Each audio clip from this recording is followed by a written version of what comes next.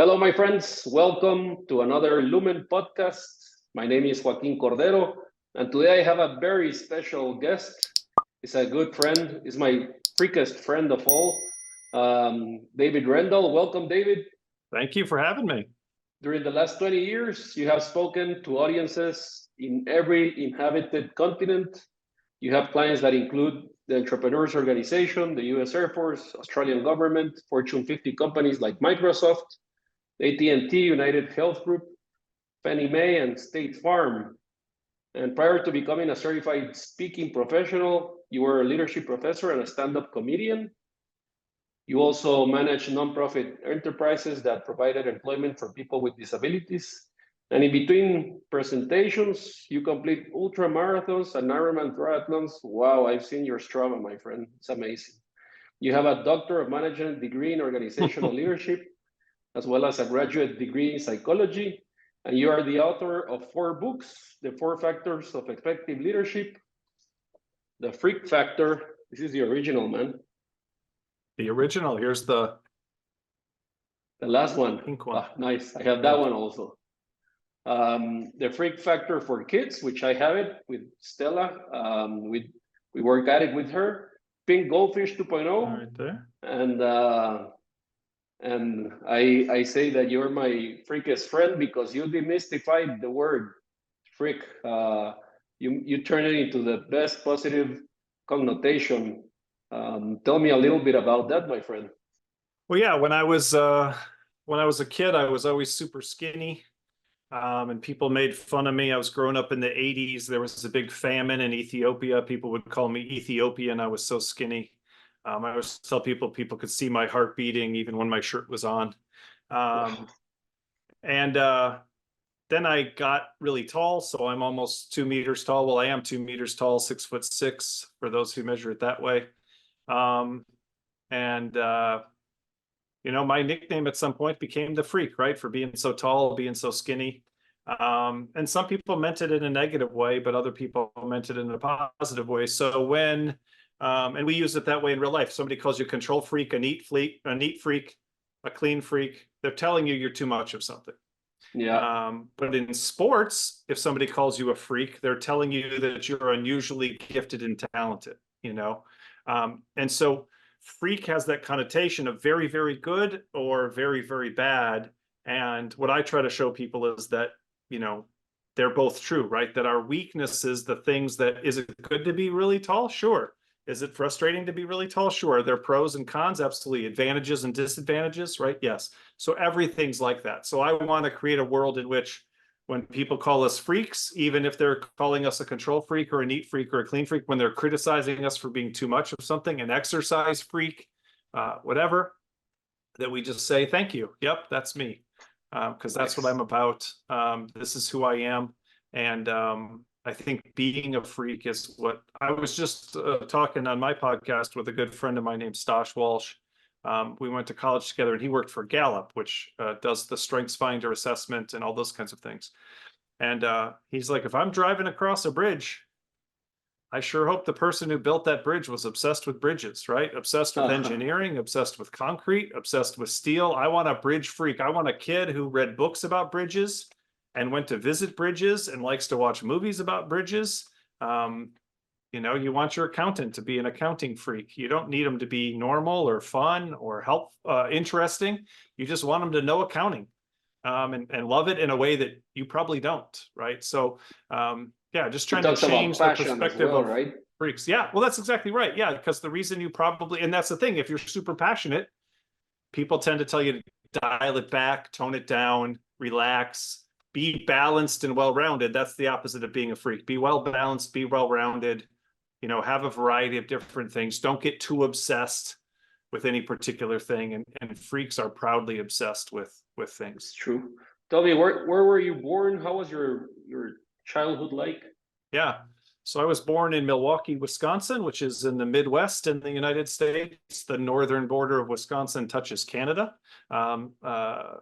Where I was born is about 80 miles north of Chicago, Illinois, which a lot of people would know Chicago. Grew up in a trailer park, which is not a good thing, kind of poor. And always in trouble for three things: couldn't sit still, be quiet, or do what I was told. So at school, at home, ultimately at work, always in trouble because I couldn't sit still and be quiet and do what I was told. And I always thought those were my biggest weaknesses because everybody told me they were my biggest weaknesses.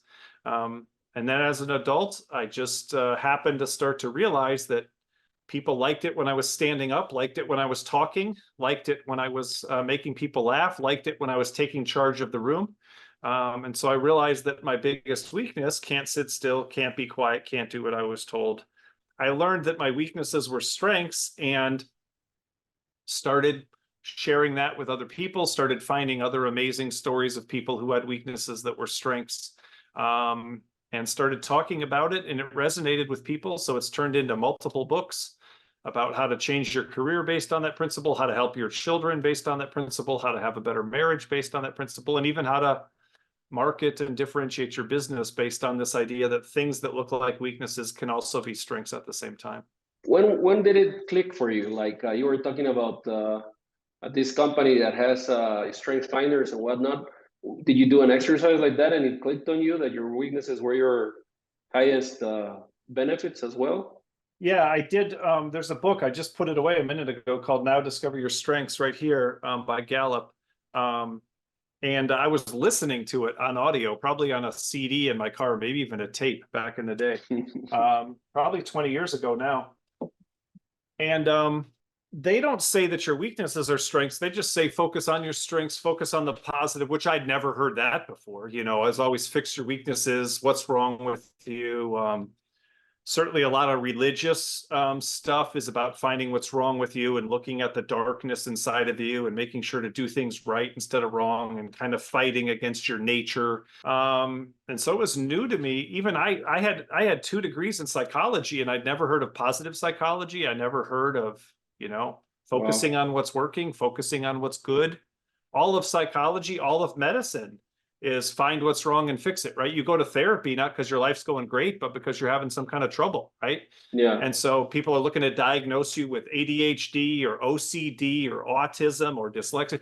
They're looking to diagnose a problem and then help you fix it. No one's saying, what are happy people like? What provides people with a good life? Let's study that. Let's talk about that. So that was all new. And then I was so learning about strengths and finding your strength, and then noticing that what seemed to be my strengths were all those same things that I'd been told were weaknesses. And so that was the unique idea for me, is I didn't come out and start talking about strengths. I realized that my unique addition to this, idea is that, yes, focus on your strengths, but also the reason you shouldn't fix your weaknesses is because it's the same quality. You're stubborn because you're persistent. You can't, those are the same thing. It's just a negative way to look at it, a positive way to look at it. So you can't be less stubborn and more persistent at the same time. Persistence is stubbornness, right? And so it was making that connection and seeing that it was true for me. And then once I saw that it was true for me, I just started finding it everywhere. And I just nonstop for the last 20 years been finding stories and examples of people with weaknesses that are strengths, and companies with weaknesses that are strengths, and sharing them to people, all over the world. Did you practice as a psychologist also? Absolutely not. Remember, I'm good at standing up and talking and running my own business, and counseling is about sitting still and being quiet and listening to people all day long. And being very patient and hoping they can find the solution and trying to fight through their resistance to finding the solution. And I would be terrible at all those things. So I worked in nonprofits and I helped people with disabilities. I used my psychology degree, but I worked in, social services and health and human services, but I never, sat across from people and did therapy and counseling.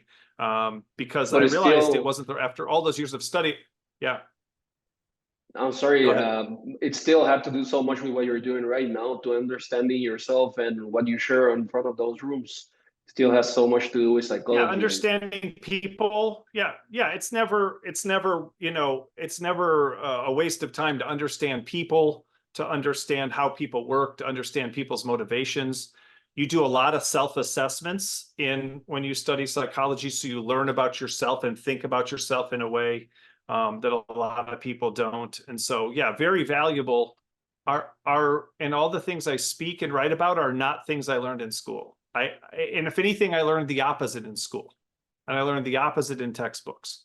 So there isn't really much that I teach. I was a college professor. I was teaching management and leadership. And I, at some point, stopped because I'm like, I don't kind of believe, I'd start giving my own unique spin on it. And so none of the stuff I really write in my books or I teach did I learn in formal education. I read a ton. All these books are books I've read. I have 500 books in my Audible library, of my audiobook library that I've listened to over the years. I'm always listening to books and podcasts.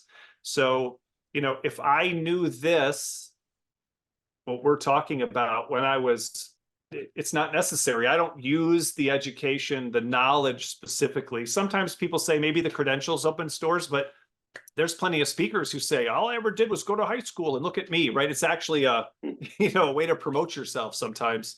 So I feel like a lot of education that we offer doesn't really tell people what really is true or works in the real world. It's written by a lot of people who don't ever do it or don't have experience with it. I've gotten a lot more out of just, books you get online, books you buy from people who've had real experiences, people who've run businesses, not people who write textbooks. True. I remember in Greece, it was 2014, and it was the beginning of the Greece chapter with EO, and it was EMP. Were you there? Were you a speaker there? EMP, I spoke out a bunch of times. At EMP, you did the GLC, but I did GLC in San Diego. GLC in San Diego. Okay, that was the year after. So I got this book there. I don't know why. Someone gave it to me in 2014. And I remember flying back home and doing the exercises. And it was mind-blowing because, it's such a different, refreshing perspective of understanding oneself, understanding of many of the things that do you good sometimes are the opposite things. Like you just said, you can be loud, but you can be inspirational. You can speak to a lot of people. You can be so different ways of how to see it. And then we met at EMP, must have been 2015 maybe. And you gave us a class and you gave us a new book. And then I've seen you in a couple more places for sure. In Guatemala, you've been here more than once. That funny story that we have, you want to care to share it, please? Are you going to tell him? Are you going to tell him the story? So I started it because we were going to go and do an adventure, knowing that you are such a tremendous athlete, which I'm going to share a little bit more about. Right. So I came down to Guatemala to speak. Yeah, I came down to Guatemala to speak to the EO Guatemala chapter, but during like a break in COVID, like I think it was the year after, once the vaccines had sort of started and it was legal for me to travel internationally again. I think they were just starting to get it. It was like March or April of 2021. Maybe. So I come down to Guatemala, and I like a good adventure or a good hike or a good run or a good something. I take you up to Acatenango. And then what? What happens? I take you up to Acatenango. But where did you tell me you were going to take me? Where did you tell me you were going to take me before? Did I say I was going to go to the other one, to the shorter one? I don't remember that part. Yeah, you told me, like I looked it up online. What's that one called? It's Pacaya. Yeah, you told me Pacaya. So I look it up and it's like you can roast marshmallows along the way and people are selling snacks along the way. And it's very casual. It'll only take an hour to get up and an hour to get down and you'll have a great time. And then you take me to Acatenango and we're just, Acatenango is a different volcano. Of course, it's probably almost 4,000 meters, right? 4,000 meters. We started. And I'm from sea level. I live at sea level. Dude, that night I almost didn't sleep. I didn't know what was happening to me. Now I know, and I had COVID back then. And so my foreign friend Jose goes pick you up to Antigua, and we meet at the base of the volcano. And we start walking, and it was so hard for me, like so hard. Like I was thinking, I'm not gonna be able to do this. I'll probably do 100 meters, and I'm gonna say that I cannot continue because I'm not feeling good. And then those 100 meters would come, and okay, in the next turnaround, and I would continue to walk. Okay, I'm about to tell them I'm gonna say. And we were so mean to you because we didn't know, so we're just criticizing you for being out of shape and old. And And we didn't Like know that till like wasn't a week enough. later that you had COVID. Yeah. And then it was hard. It was hard. You did a great thing. I mean, you didn't know where you were going. You thought it was a small hike, and you just climbed it like nothing, right? You were not even sweating. Well, I was working pretty hard, but also it was terrifying because, like I said earlier, I'm very tall. And so when you get up to heights and it gets steep, you just feel like you're gonna, you feel like you're gonna fall over. So some points, I was using my hands because I'm just trying to stay as close to the ground as possible because I don't want to, you know. And then you And said, the "Hey, do you want to go this way or take the devil's back or something?" And I'm like, "None of this sounds good at all. It sounds terrifying." the devil's back. Yeah, I can remember And that. then we got up there and you're like, it's going to be worth it because you'll see this amazing volcano. And we got Beautiful up there and view. you couldn't even hardly see your hand in front of your face because of the clouds. It was not the best day, maybe. Now that I think about it, combining COVID and cloudy day, it was probably not the best day. And then we come But back it's a once in a lifetime experience and I wouldn't trade it for anything. And just the other day, you posted that video and my daughter saw a similar one where the lightning is striking the volcano, And Yeah, my daughter, I think she sent it to me just because she thought it was cool. And I go, I was I've been up there. there. And she's like, what are you talking about? So I mean, yeah, Yeah, yeah, it was a good thing. That day, it was the day yeah. after or that day that you performed for our EO Guatemala chapter that you gave a tremendous speaking. I think it was the next day. Yeah, it was the next day, I think. So that day you probably were already contaminated, right? So yeah, I probably just Shane started that COVID contamination thing in my chapter back then. If I would have known. And you were for how Yeah, many because days in that El night Salvador? You were stuck we there, didn't right? we didn't rush right down. We came down and like had burgers at a cool place that was down there, like at the base, With my kind family of and an my nephews who live in Naples. outdoor kind of place. Um, yeah. So yeah, fortunately, I didn't get COVID from you because I had just been vaccinated, I think, and so I made it out that time. But then I ended up on a different trip having COVID in El Salvador, and I got stuck for 10 days in El Salvador after speaking to their chapter. I didn't even get to speak to their chapter in real life. I had to do it on Zoom Virtually, from my right? Wow. hotel. Yeah, from my hotel, which is very disappointing. And then I had to stay in my room for 10 days in a row without leaving my room They didn't let you until I go could finally come walk back to the like US around the because I had hotel COVID. or anything? Nothing. Wow. They wouldn't What let me did you go do? anywhere. No. It's the closest you've been to isolation. I watched every episode of Seinfeld starting from the beginning. I had coaching calls and stuff that I needed to do, and you know, ate burgers and just waited for it to be over. That probably was an experience that marked your life for sure. Yeah, it's a funny story once it was done, but while it was happening, it wasn't awesome. But Oh, I bet. yeah. Talking about stories that mark your life, what would you say it is a story that, kind of like Night of the Living Dead type of story? What do you mean, Night of the Living Dead kind of story? Well, we talked about EMP a little while about EMP is the Entrepreneurial Masters Program. That is a program that EO does with MIT for everybody who doesn't know about it. And there's been graduates like Michael Dell who graduated that program and many others.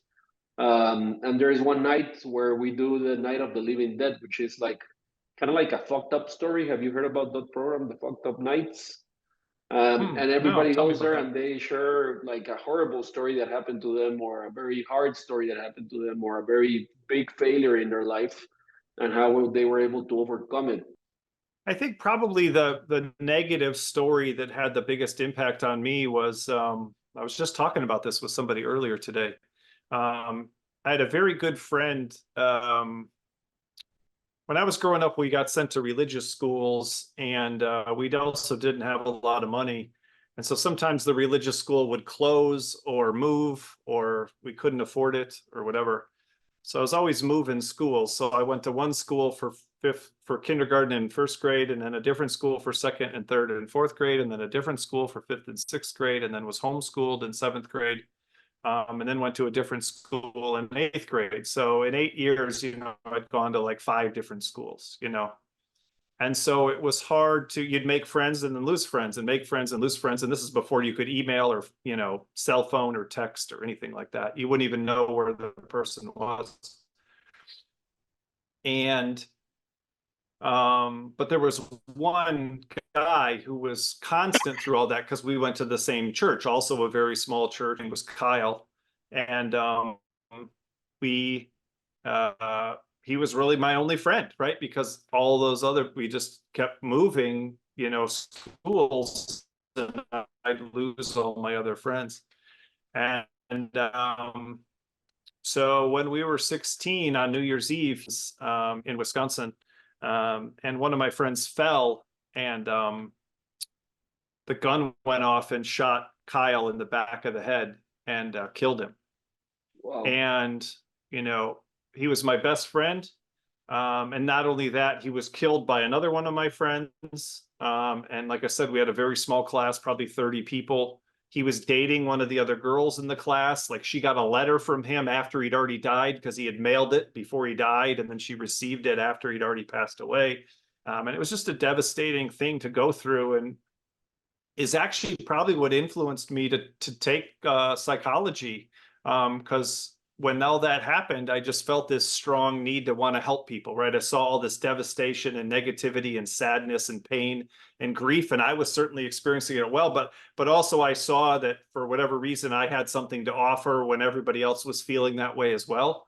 And so that just was the beginning of kind of having a mission in life to help people, which is why I started working with folks with disabilities and doing all those kinds of things. So that's probably one of the most negative things that's happened in my life, and also one of the most formative things that's happened in my life was experiencing that loss in the way that I did, and losing somebody that was that close to me at such a young age.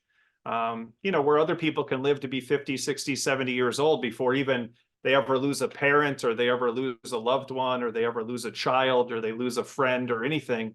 And then other people, experiencing it at a much younger age. Oh, thank you for sharing, my friend. That's deep. I appreciate it. Yeah. That's a great learning. How has that been? I mean, you mentioned that you had worked in social nonprofits or people with disabilities. Tell us a little bit about that.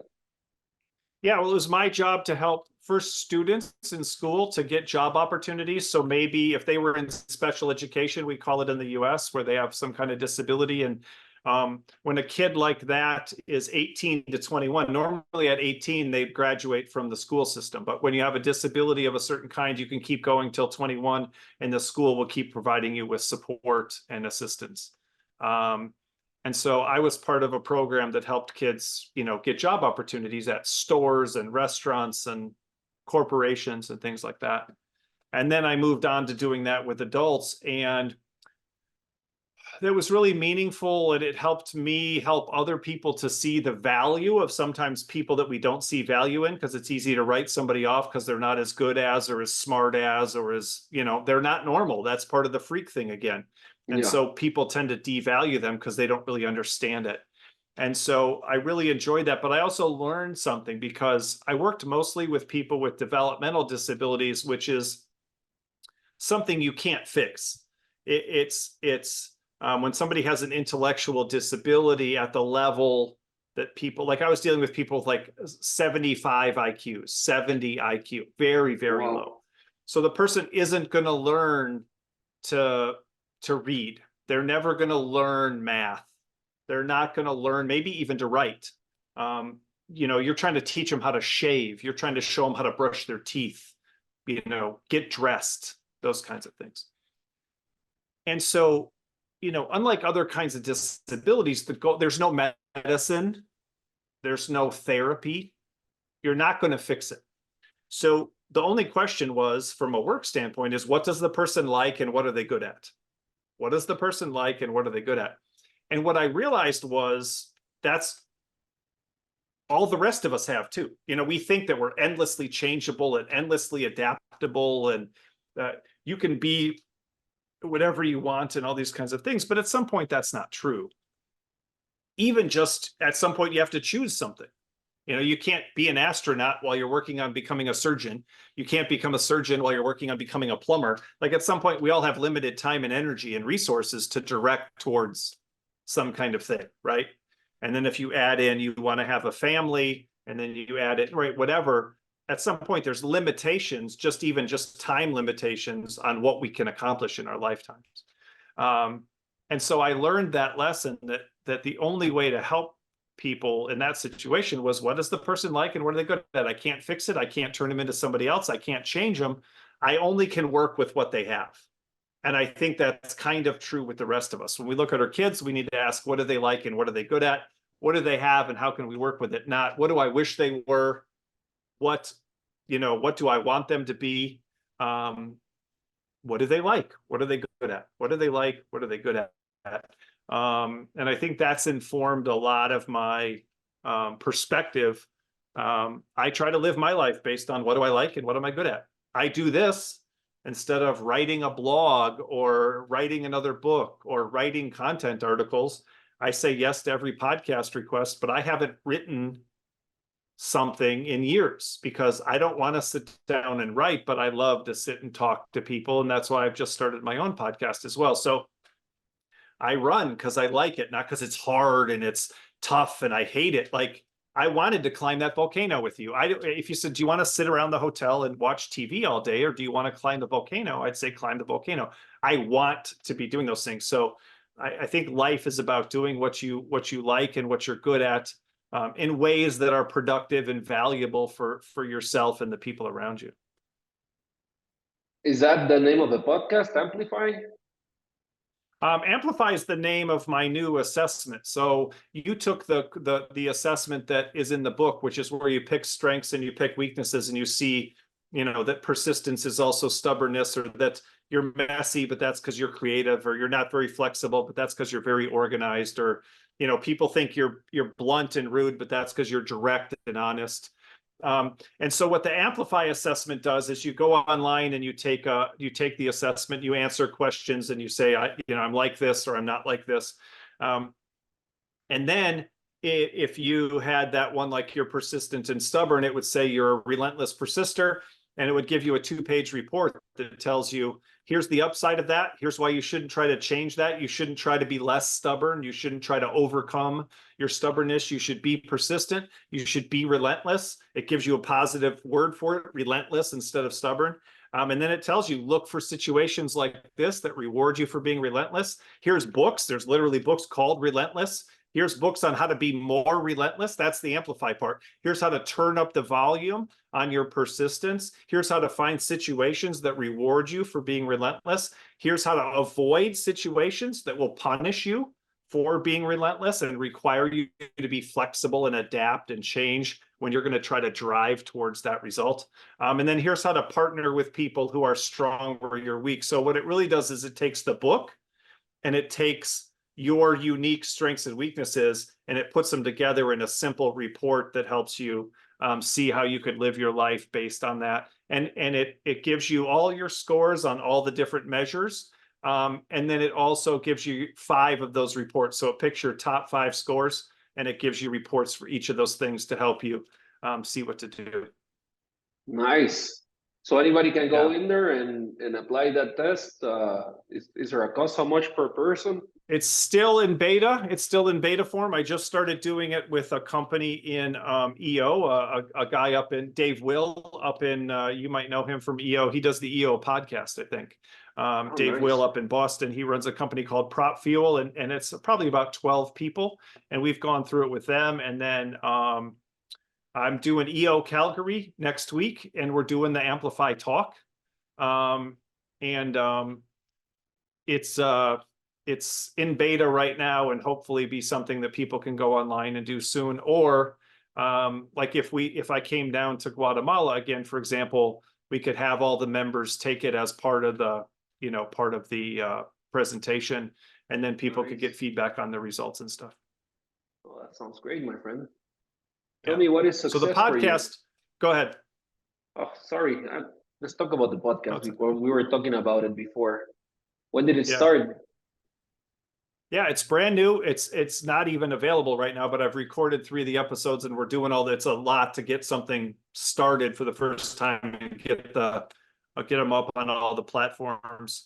We're working on the editing and stuff. But I started recording episodes 2 or 3 weeks ago, and it's called the Imperfectionist Podcast. So it'll be on YouTube, it'll be on Spotify, it'll be on Apple Podcasts, all the places you get podcasts. So, and it's about what we've been talking about, that imperfection is valuable. Imperfection is a reality. There's no perfect people, so everyone's imperfect. So what are you going to do with that? And that the endless pursuit of perfection is really not where success comes from. There's a Japanese concept that I actually learned at EMP with your group, Patrick, from up in Vancouver. Patrick Was he in Ellis, your yeah, group? yeah. Yeah. So he came up after my pink goldfish talk and he said, "Have you heard of wabi sabi?" And I said, "No." I always tried to do a joke. I said, "No, I don't like wabi sabi. It's too spicy." And it never works. It's a little play on wasabi, but I love the joke, but it doesn't work. But I keep doing it anyway because I'm stupid. But Please continue doing it. he came up and he said, "Have you heard of wabi sabi?" Yeah, I said, wabi sabi, what's that? And he said, it's a Japanese belief that nature is imperfect, but nature is beautiful. And so when we make things, even though we could potentially make a perfect bowl or a perfect vase or even a perfect garden, that will intentionally, so maybe I have the pottery all ready to go and I take a knife and I just scratch the side of it before I fire it to make it imperfect on purpose, right? To make it imperfect on purpose. So we talk about that a lot in Pink Goldfish, which is for companies on marketing and strategy. We talk about intentional imperfection and the value of intentional imperfection. So I actually learned that from one of the people in your group, from Patrick Ellis, because he talked to me about the concept of wabi sabi. So this isn't, it's not a new idea, but it's an idea most people don't know about. So the whole podcast is about the value of imperfections, both our own and the imperfections of others. And again, because weaknesses are strengths and there's value in being different, there's value in uniqueness, there's value in being a freak. So just started that podcast and should be out in early June. Great name. I was in Tokyo last February, a year ago, and they shared in Kyoto about wabi sabi, and it made complete sense. Like they showed us how the temples were made, and they would show where purposely they had done imperfections to be reminded about that imperfection and how nature is beautiful being imperfect. I remember sometimes they show it as when they break a vase, they will put it together using gold or whatever material, just showing the different places where it broke at. And that's another one, and we use that in Pink Goldfish too. That's called kintsugi. So that became so attractive that a broken vase would be repaired with lines of gold and lacquer that would highlight the cracks. And so we call that illuminating imperfection. So never was broken or there's nothing wrong with it. It's like, no, here's where the cracks were. And that's a great example. Kintsugi became so popular that people started breaking their pottery on purpose so they could have it fixed in the kintsugi style. They're like, I want some kintsugi, but you don't buy kintsugi new. You only, and that's kind of what wabi sabi is. Wabi sabi is like, let's make kintsugi the first time, kind of. Let's make it deliberately imperfect. And kintsugi is like, well, even when it is imperfect, let's show that off. Let's not be ashamed of it. So yeah, those are great examples. And that's why we call it the Imperfectionist Podcast. How has it been, the experience of doing a podcast? I love it. I mean, when I do my speeches, I only can share an hour, 2 hours, maybe in a workshop, 4 hours. And there's a limited amount I can share. And over the years, I've developed so many stories and so many examples and so many nuances that I want to explore. And again, I'd rather not sit and do it on my laptop by typing it out. And so I plan to do the podcast, transcribe it, and use it to create my next book. But I wasn't wrong that it's easy for me to, I was like, I think I got plenty to say. And I had to cut my first episode short to kind of meet the time frame that I chose. And then I've interviewed an EOer from Calgary. And then I'm going to send them the podcast as a preview for the presentation that I'm doing next week. And then I interviewed a friend of mine from Gallup because of those insights and how powerful StrengthsFinder was in my development. But I mean, even him, you know, I could have talked, he might become a co-host. I could talk to him for hours and hours and hours. So there's a limitless amount of stuff. And again, it's energizing to me. When I think about sitting down and writing, I don't really want to do it. When I think about recording a podcast, I think, you know, when you asked me, I wasn't like, oh, I don't know, I could be doing something else. I'm happy to do this. I enjoy doing this. The time flies. It's energizing. And again, I think that's the way we should live our lives. A friend told me this that I shared in the last two podcasts, that he said, you know, I really enjoy consuming podcasts because normally from a Audible book, you know, for an hour I'll have a takeaway, but in a podcast I'll have 3, 4, 5 takeaways, and so much learning in so little time. Yeah. Yeah.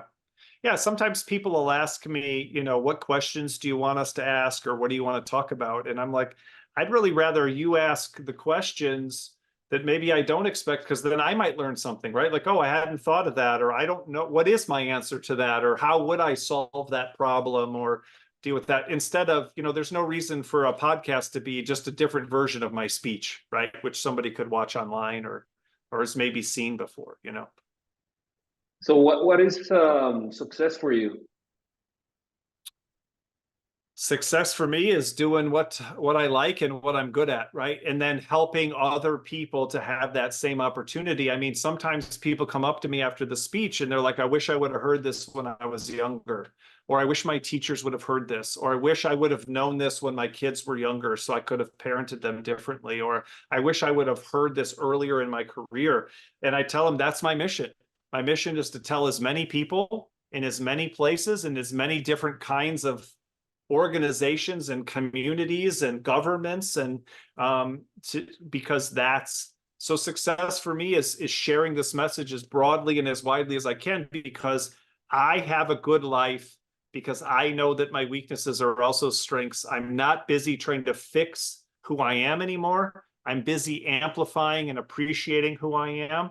And that's made my life better. And I know it'll make other people's lives better. And that's how your story started, right? You saw the kids' book for your daughter, and you saw that it helped you see her differently and treat her differently. And now you have a better relationship with her, and hopefully she has a better life because of that. And if I'm helping people, you know, all over the world to have better lives, that's success, right? Yeah, it's being of service, right? Like, yeah, it's not enough. I don't think. I think it's selfish to say, like, is my life good enough, or do I have enough? And that's fine. And it kind of has to start there. You know, if I don't have anything that's working for me, why would I share it with you, right? But once I learned that principle, my life's mission is to share it as broadly as I can. That's why I created Amplify, because I can only speak in so many places. I can only do so many presentations. But once something is software, an unlimited number of people could take it tomorrow and learn the lessons, learn about themselves, learn how to find that alignment, learn how to stay away from situations that don't fit, learn how to partner with people, learn how to have permission to turn up the volume on who they are, learn how to accept and appreciate themselves and others. And so I'm trying to use that as a tool to reach as many people as broadly as possible. it's a very powerful message, my friend. I think it is fantastic what you're doing. Tell me a little bit about this sports that you do. I remember that you do, you know, very long, grueling sports, but you do it because you enjoy it, not because it is hard. What is something that? How did it start? How has it gone through? Yeah, well, like I said, I grew up hyperactive, right? So everybody's like, you need to sit down and be quiet, and I realized as an adult that I don't have to, and that there's outlets for that. So it started with a marathon. My brother ran a marathon, and I'm like, I'm better than him. I could run a marathon. And I started running. And when I did my first marathon, and I didn't start with like, I trained for a marathon, but along the way I did a 5K and a 10K and a half marathon, and then a full marathon.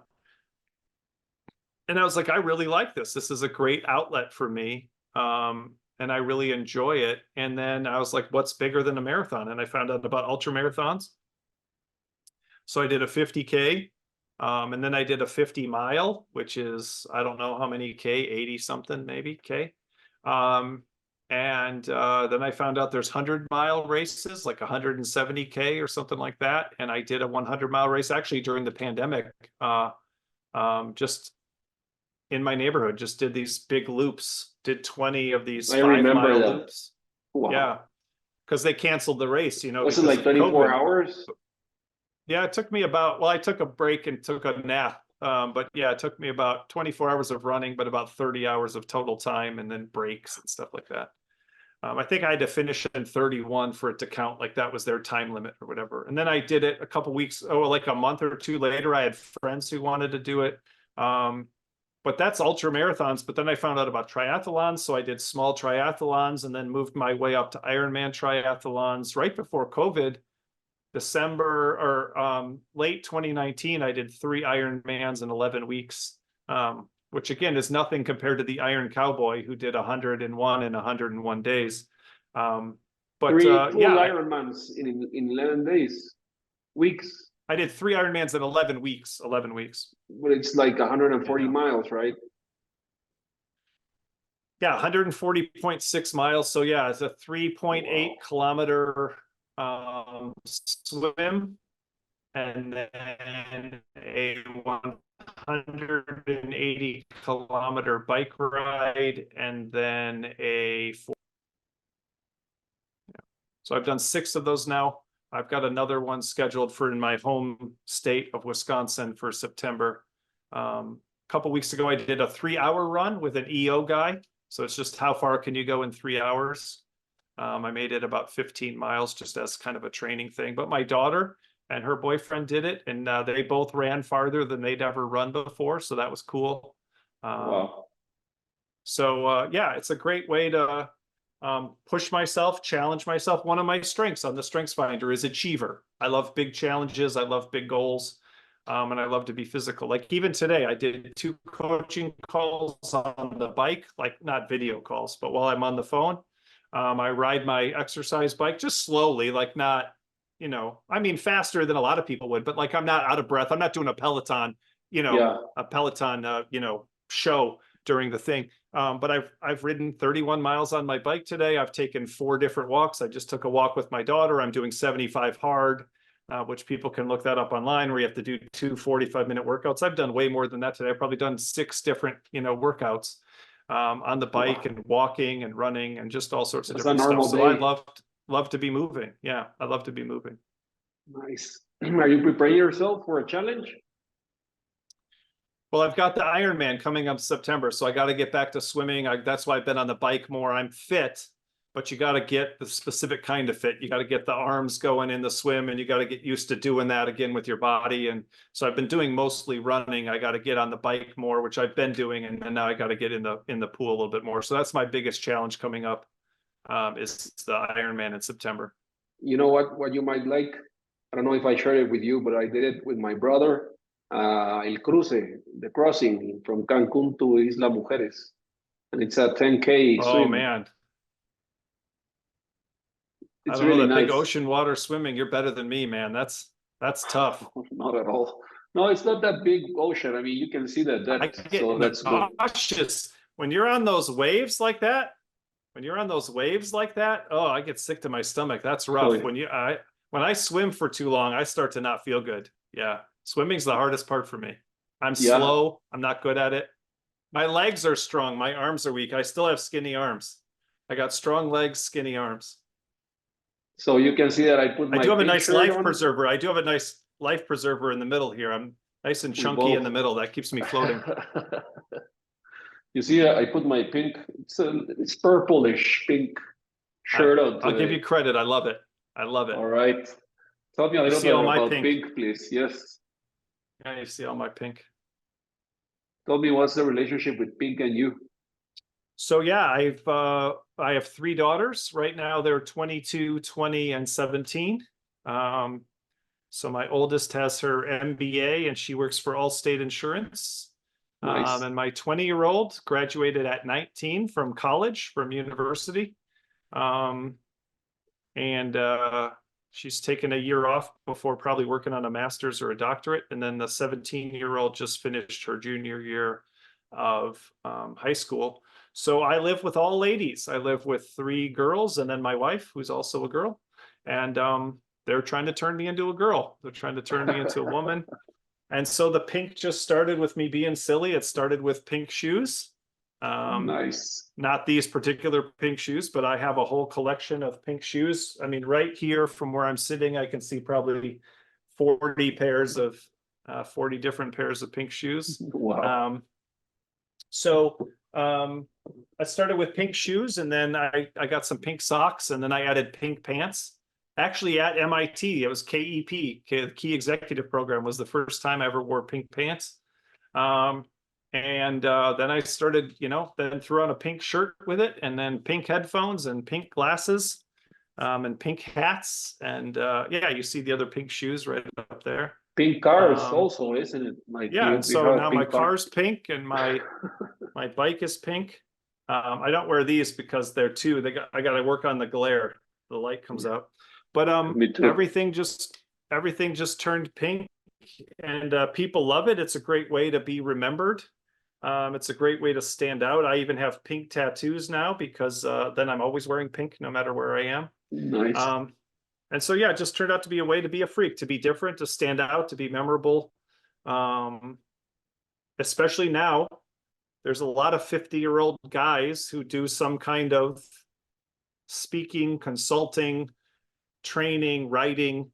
And, if 9 people cross the stage during a conference, people remember the guy who was wearing pink pants and told funny stories and had a unique message, versus the person who just gets up there and looks like everyone else and has a message kind of like everybody else and tells, gives examples like everybody else. So it's a way to, but it didn't start that way. It just started as a, silly thing, and it turned into, marketing and branding, which a lot more about than I do. So, it's funny because I got lucky.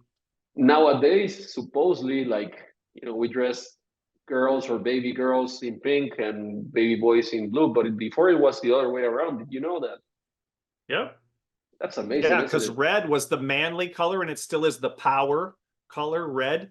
And so pink was just light red. It was like boy red, like it was halfway to, being a grown-up man red, and it was dainty blue, right? And then, so yeah, that's one of the things we talk about in our book, Pink Goldfish, is color doesn't have a gender. We assign it, but color doesn't have a gender. And, we make up, and that's part of Freak Factor. We make up what are good characteristics and bad characteristics, what's right and wrong, what's effective and ineffective, based on certain rules. I mean, I learned that, part of speaking all over the world is, in America, white people are trying to get a good tan. It's summertime. They're trying to, put on some tanning lotion, get out there, get a nice tan. They're going to go to a tanning bed. They're going to fake tan. All the politicians go orange. They go fake tan. And then I go to India and I'm watching TV, and they're selling whitening cream. So you can rub it on your skin and make yourself whiter. If it was good to have darker skin, then people with darker skin would want to make their skin even darker. And if it was bad to have darker skin, then everybody would want it to be lighter. But the people with the light skin want to be darker skin. The people with darker skin are hoping to be lighter skinned. It's not good or bad or right or wrong. It's a preference. And we decide that looks better, that looks nicer, those people are better or more successful. And certainly, once you get into race and things like that, it starts to affect even the way societies operate. And so even things like that, like, and that's another example, like even in societies that are predominantly white, it used to be a sign of wealth to have pale skin, because it meant you didn't have to work outside. It meant you weren't poor. It meant you were rich and you could stay inside all the time.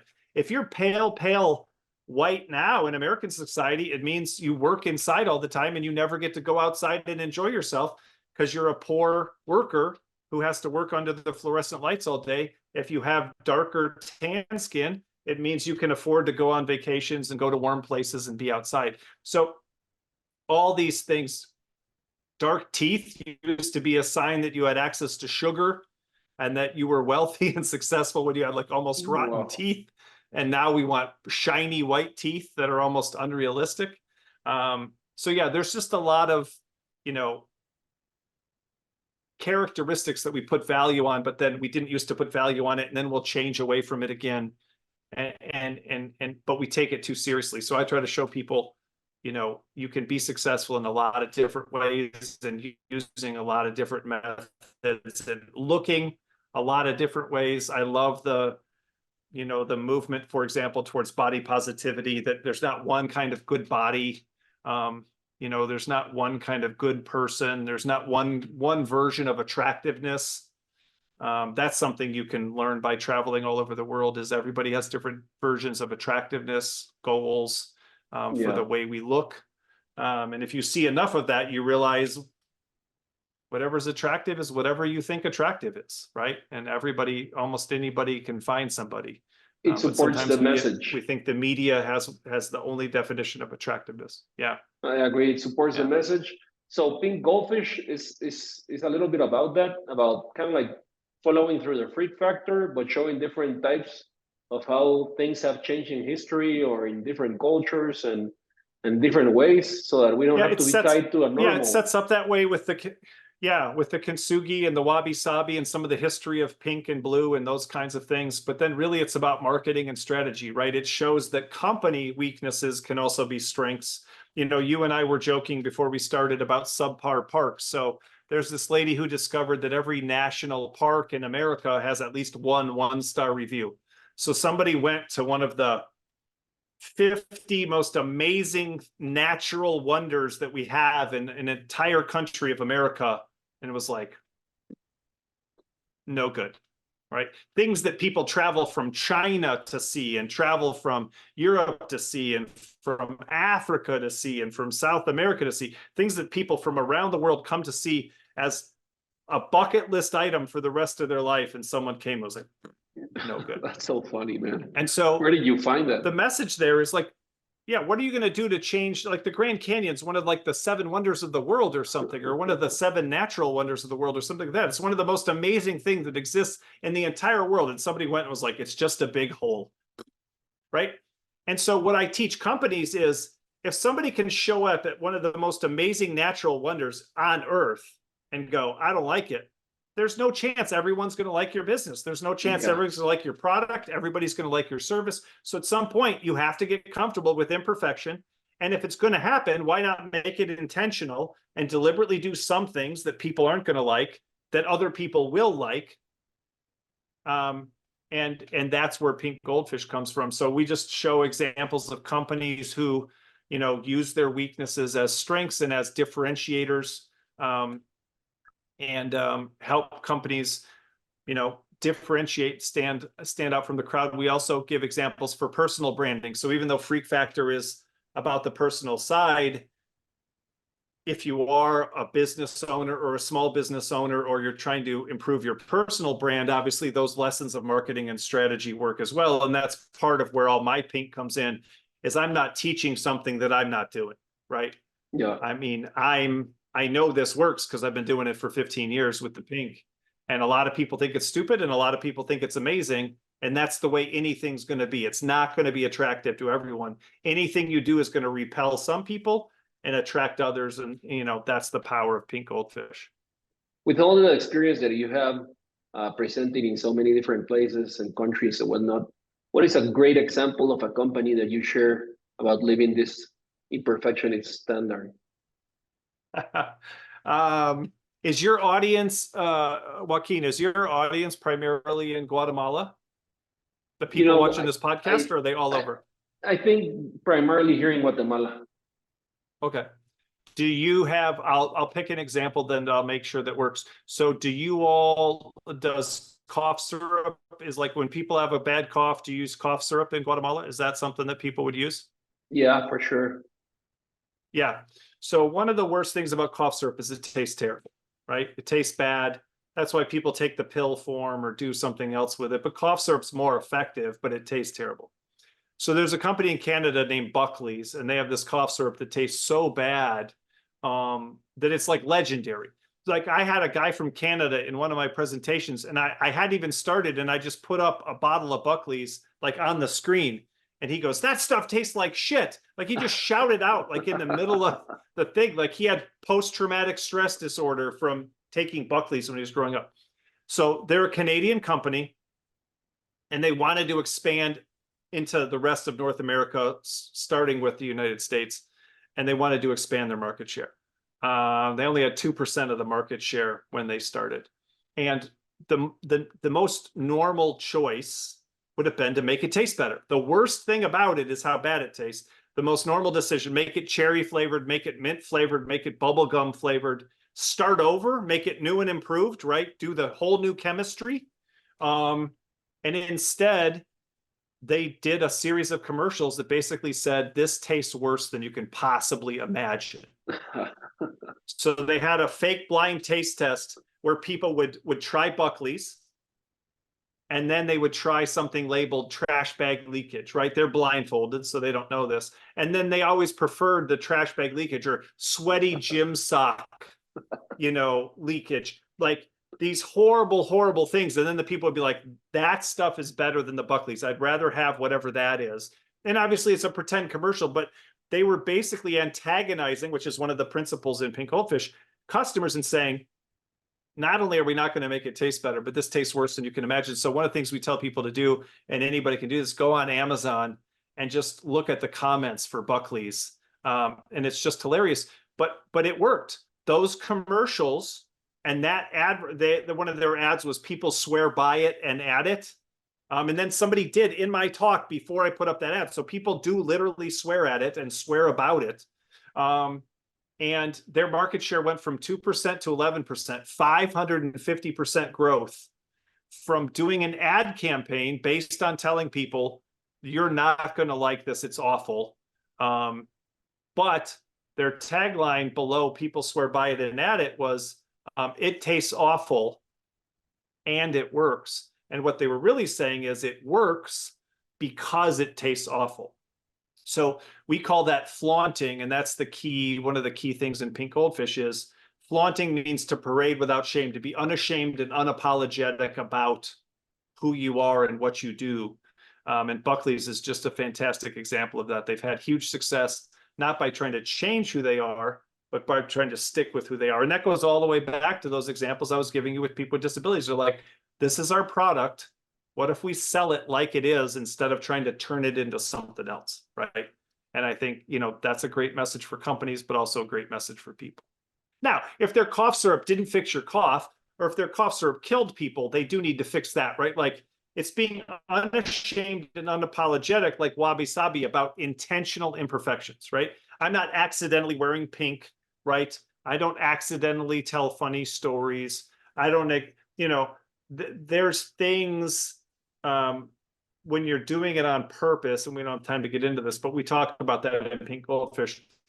When you've decided this is who we are and this is what we do, then you have to be unashamed and unapologetic about that.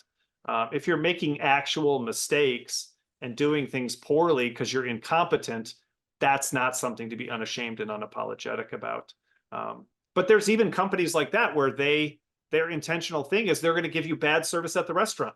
There's a whole bunch of those examples that people pay to go somewhere where they know they're going to be mistreated, and people think it's a fun and interesting experience. So instead of trying to have good servers, you just can hire anybody because it's important for them to be terrible, and to be rude and to be unhelpful and all those kind of things. So there's a lot of great examples, but I think Buckley's is always one of my favorites. I mean, it's the first one I shared on my podcast. It'll come out, my first episode. Buckley's is like the ultimate Pink Goldfish example. I share it in every one of my, Pink Goldfish presentations when I do the keynote. Well, I guess the answer for this one, but still I want to ask it to you. What is something that you intentfully have planted like a seed in your kid's brain? Yeah, I mean, it's this. I mean, that's the other reason I'm so passionate about this. So I'll give one concrete example. I told you about my daughters. I have 3 daughters, and my daughters have gone to 3 different high schools, right? So once they got to 8th grade, the one stayed in the same school because it was a good fit for her. The one did an online homeschool, where she even did some college in high school through the online school. And then my other daughter went to like a college preparatory school, a university preparatory school that she's almost done with because it was a better fit for her. So I'm trying to help people do what they love and what they're good at, and trying to adapt the environment to my kids instead of telling my kids they have to change who they are to match this school or to go to this place or be this kind of person. I don't pressure my kids into joining my business. I don't try to pressure them into specific professions. I'm trying to help my kids discover who they are, what do they love, what are they good at, and how can they use that in a valuable way in the world. That's a great One of takeaway. my daughters never wanted to do sports because she doesn't like them because they're loud, they're chaotic. She's uncoordinated. A ball could hit her in the face. She doesn't like the noise. And so we never pressured her, but some people do. Oh, you need to do sports. Sports is good for you. Sports teaches good lessons. And to be clear, I played all the sports all the time when I was growing up, but we didn't pressure her because it wasn't her. In fact, at one point she had enough self-awareness, and I think we don't give kids enough credit. She had enough self-awareness at a young age to say, sports is not my thing. But then in 6th grade, when she was 11 years old, a new teacher came to the school and started a swim team. Swimming is you're all alone in a lane. There's literally barriers between you and the other people. It's quiet because your head's in the water. It's repetitive movements. You're not really on a team. I mean, you are, but like you're not passing the ball back and forth. Yeah. It's much more controlled. It's much more individual. And my daughter, wrote papers about it. She's like, the pool is my happy place. She was amazing at Nice. it. She was meant to be in the water. She's not athletic in any other scenario except the pool. And it was the perfect fit for her. She found something she liked and she was good at in an arena where all the other, it's good to do team sports. It's good to learn cooperation. It's sure it might be, but that wasn't for her. And so she had tremendous success when we helped her find and were willing to wait for her to find something that was for her, or to discover your kid isn't going to do any sport, and that's fine too. Kids can do all sorts of things. So, those are some examples of what I try to teach my kids. I don't pressure them to be entrepreneurs, but that's one of the reasons I let my daughter do online homeschool. I told my wife, I have an unconventional work life. Why can't my daughter have an unconventional school life? That's super interesting, man. And especially because, how the school system is, how it hasn't changed, still in the industrial era and everybody learning all the same. And I think it was Einstein who said that not everybody could do the same things, right? You put a fish to climb a tree and a monkey to swim, and they'll be really awful at it. So that principle, I think it is fascinating. There's a book, Outliers. I don't know if you read it, from Ken. I forgot the name. It talks exactly about the educational system and how it's fit for all type of classes. Yeah, I've got it right here. It's called The Element by Ken Robinson. I just The element, bought yeah. it to reread it to talk about on the podcast because, yeah, he said, that's a fantastic book. I use one of his quotes in every single one of my presentations that, we grow up in a school system that teaches us, I'll say it exactly. Many highly talented, brilliant, creative people think they're not, because the thing they were good at school wasn't valued or was actually even stigmatized, right? Many highly talented, brilliant, creative people think they're not, and still think they're not as adults, because this lesson is going to stick with them for the rest of their life. Think they're not because the thing they were good at school wasn't valued or was actually stigmatized. And we have to be careful we don't pick on the schools, because we do this at home too. And then we say it's because I'm trying to help them succeed at school. Or we do it at home because we say I'm trying to prepare them for the real world, which won't care about their strengths. Or we do it at work because we're like, this is what happened to me, and if I had to adapt and adjust, you should have to. So homework and school, we define people's strengths oftentimes as weaknesses and try to change who they are instead of. So yeah, that's powerful. And unfortunately, our schools, even if you pay for an expensive private school, they're just doing another version of the same model. Take all the classes, try to get good grades, try to get into a better college. They're not fundamentally educating you in a different way or setting up different standards or sort of having a different mindset. And so that's why, like I said, I would allow my one daughter especially to do a very unusual school program that, kept her out of all the socialization that people think is so important and had her working primarily alone. And it was perfect for her, and it helped her to find who she was and what she wanted to do. Nice. I love it, my friend. If you were able to give a message to 18-year-old David, what message would it be? Well, I bet you can guess. Well, first of all, that it turns out better than it starts, right? That's one of the lines at the end of the kids' book, that sometimes it turns out better than it starts. Sometimes the weirdest kids turn into the best adults. I mean, I grew up with no money. I grew up delivering newspapers at 5 o'clock in the morning to try to pay for my food, to pay for my clothes. I oftentimes would go to basketball practice and hardly have anything to eat at McDonald's. I would order a water and a sausage muffin with egg, but I couldn't afford the egg. So just the sausage with the muffin. And when you're 6'4" and 145 pounds, you need more than that after you play basketball for 2 hours and you have the whole school day ahead of you. And so to live in the home that I live in, to be able to, a few years ago, I was able to buy my parents a home to help them retire. I wouldn't have expected that at 18, because everyone was still telling me, you're not going to be successful. You don't have the qualities of a successful person. In fact, you have all the qualities of an unsuccessful person, because successful people know how to sit still, be quiet, and do what you're told. And until you learn to do those things, you're not going to be successful. And so I would have been surprised to discover that my weaknesses were strengths, and that I was going to have success to even care for those people who didn't see my potential and who saw weaknesses instead of strengths when they saw me.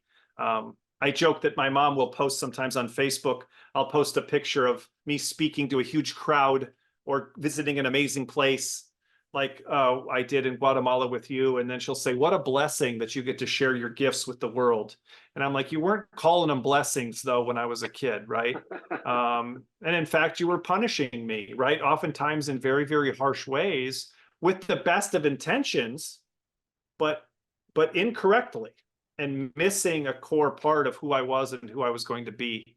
And so, that's what I would tell myself. And I would also tell myself, you don't need to go to college and get a master's degree and a doctorate, because all of those things were to get jobs working for other people that required you to have that qualification, right?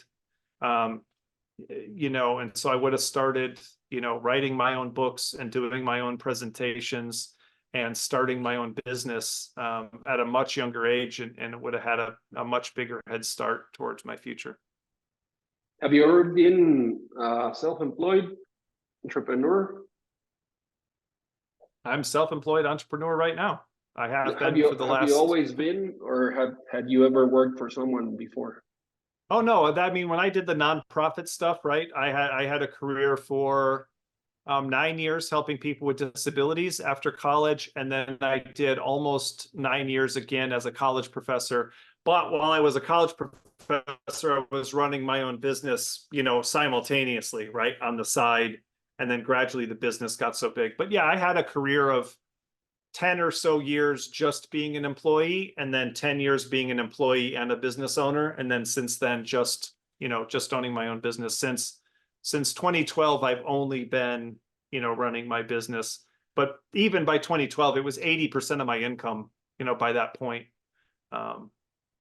And that's hard to do. It's hard to do a job when, I told them, I was like, look, when I quit, they're like, well, what do you mean? And I'm like, look, I get like 20% of my salary to do a 1-hour talk. Like you pay me to work for you for a year.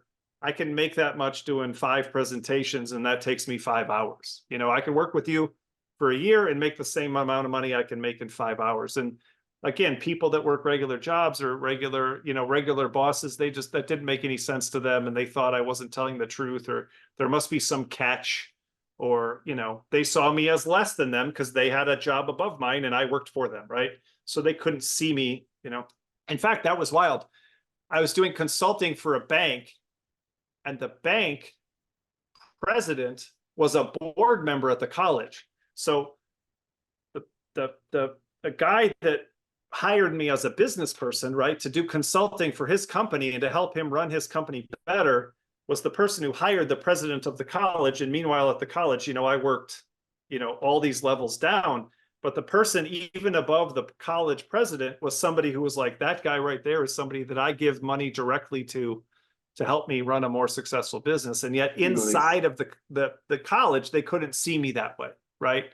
And even I didn't know 100% that, you know, that my way was right or my way was best, and it has proved that it was. I mean, I think last year, 2023 was my best year ever, and I added it up, and I think my business earnings last year were something like 18 years of my salary, right? So every year that I ever worked for somebody else, when you add all of that up, that was, you know, what I earned last year running my own business. Nice. So Congrats, that's my why I'm friend. so passionate about this, because I know it's true, I know it works, and I want other people to, you know, have that same experience. Are you doing coaching also? Is this something that you do regularly? Yep, I do coaching. I'm doing more and more. I've been working with a mining company for years, doing all of their leadership training and coaching.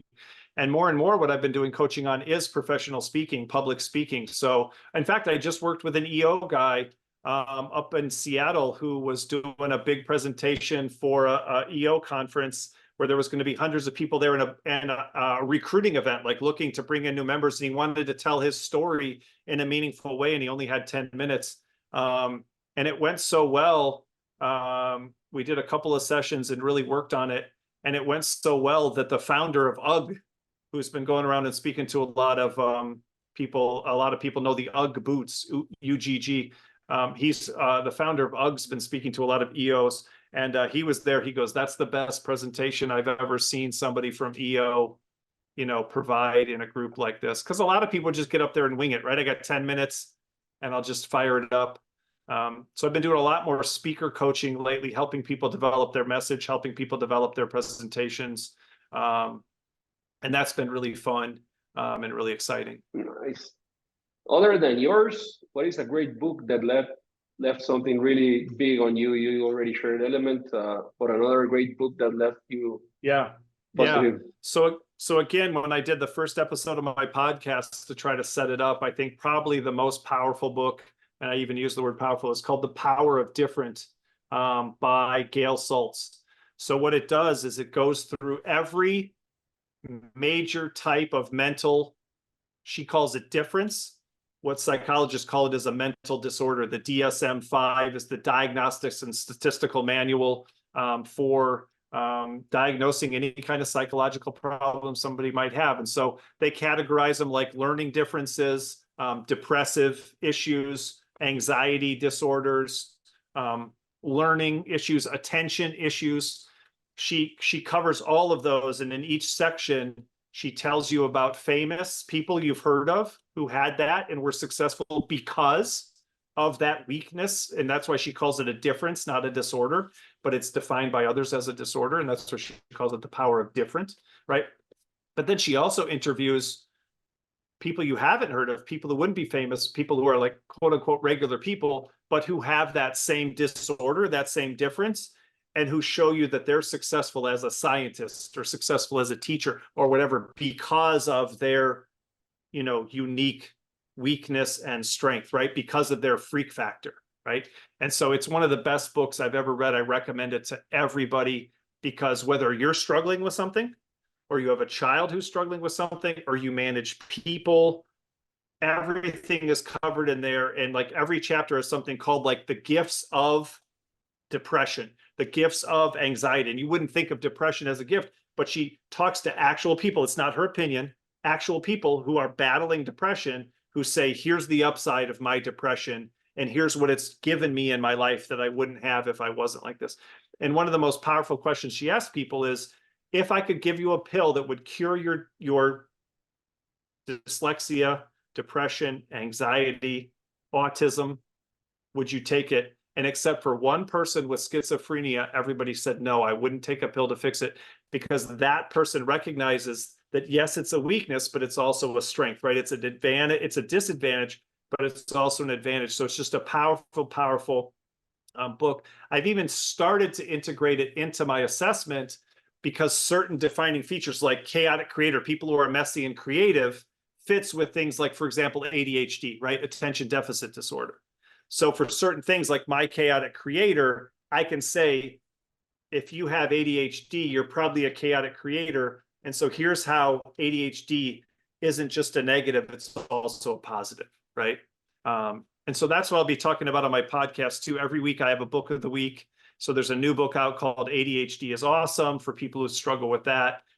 There's another one that I reference in the book called Faster Than Normal, where a guy talks about the upside of having ADHD. So I really want to dig into these topics and give people specific sort of hope and direction when they're struggling with a specific thing, instead of just, hey, weaknesses are strengths, right? Start going through, and that's what Amplify does, go through specific weaknesses and strengths sort of one at a time, and start giving people hope and giving people direction, giving people support and encouragement and acceptance around those things, and giving them resources, because I'm not here saying, hey, if you don't have the freak factor, you have to get it. The first podcast was get this book, The Power of Different. I'm not an affiliate. I don't get money. I'm trying to help people have better lives and better relationships, because these books are powerful. They've had a powerful effect on me, and I want other people to, I call it my freak factor library. So I want to go through all these books. The ones that I have here are all the ones where it's like the freak factor for, a specific kind of person. Like one's called The Wisdom of Psychopaths. And you think a psychopath, like that's a bad thing. But like psychopaths are spies, and psychopaths are Fortune 500 CEOs, and psychopaths are criminals and end up in mental hospitals and in prisons. They're at both ends of the spectrum. But it isn't whether you're a psychopath, it's whether you use that for good or evil. But it's not about who you are, it's how you direct it, right? And so there's, if you have ADHD, there's a book that shows you the upside. If you have, whatever it happens to be, there's a great book that I have on autism that shows the upside of having autism. And I use one of those talks like we talked about earlier, if you're messy, The Power of Disorder to Transform Our Lives by Tim Harford. Don't be less messy, don't clean up, don't find the life-changing magic of tidying up from Marie Kondo, be messy. Nice.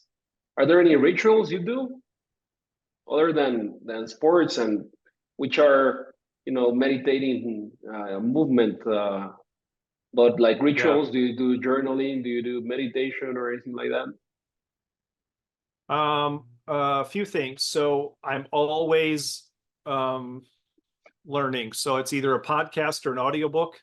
If I'm running, if I'm biking, if I'm walking, if I'm driving, if I'm making breakfast, I'm going to be listening to a podcast. I'm going to listen to an audiobook. I'm learning is just a massive ritual for me. And that's one of my other strengths with StrengthsFinder is input. I love to be learning. I love to be growing. I love to be taking in information.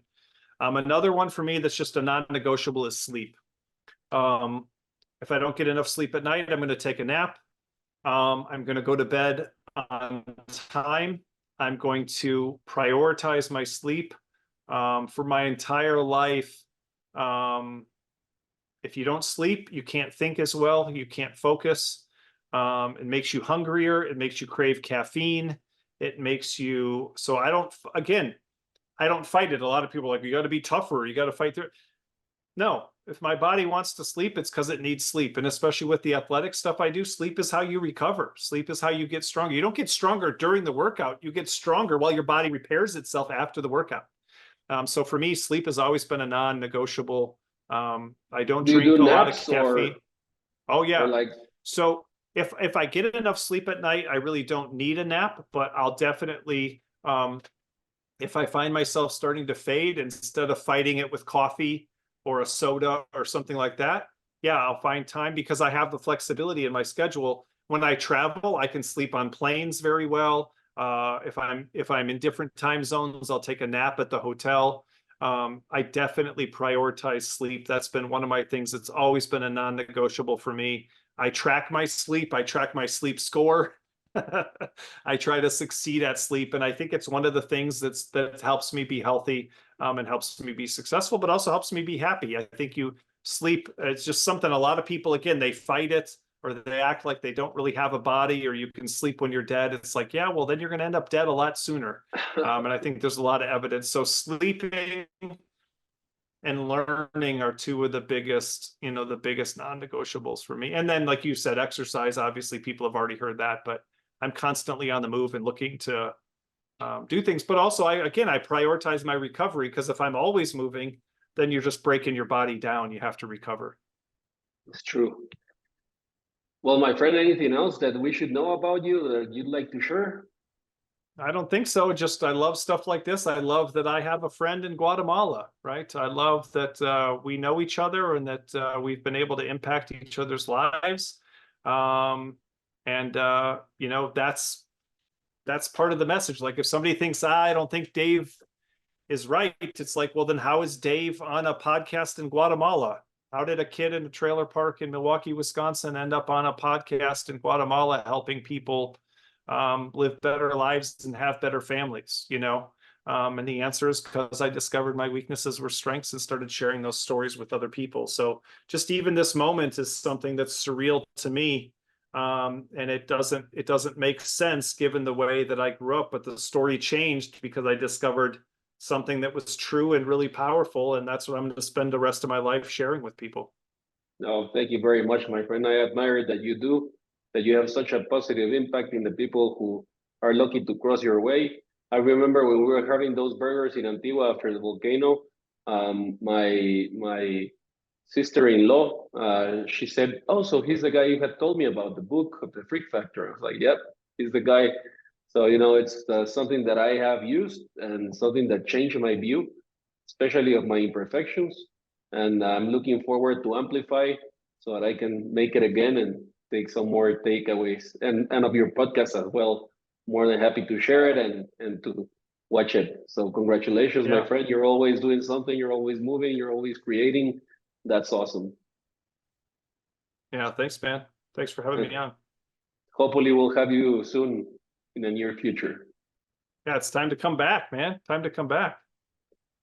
That's it. I send you a big hug, my friend. You be well, and see you soon. All right, thanks.